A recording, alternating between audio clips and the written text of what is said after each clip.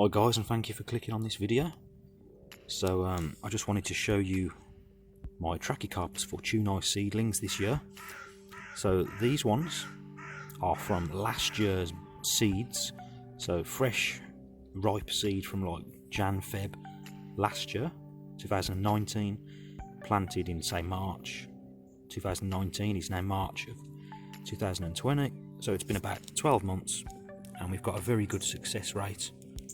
Pretty much all of the seeds, so let's say 80% maybe, have popped up and they're all looking nice and healthy, strong. Not sure how many there is there, it's probably loads. There's a few more in here that found their way into this pot, I'm not sure how, but they're growing well as well. So these being fresh seeds are very viable. The majority of the seeds have come up healthy. I had some old leftover seeds from the previous year that I thought I'd try and grow just to see what the difference is with older seeds. So here are the older seeds here, and as you can see, a much lower success rate. And I think not only that, they don't look as healthy either. They don't look as green and fresh. Some of them are okay, but we've got a much lower success rate. You can see all these seeds that never germinate here. And they don't look quite as big as these ones. These look a bit bigger, so that's with a 1 year difference.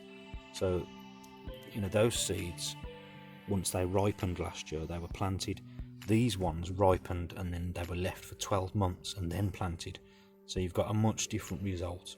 So if you're buying Trachycarpus Fortunei seeds, bear that in mind, that the age of the seed will, well, it may drastically affect your success rate.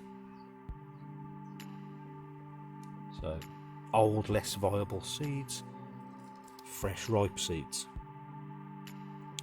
So if you found that useful, please drop a like, and I'll see you on the next video.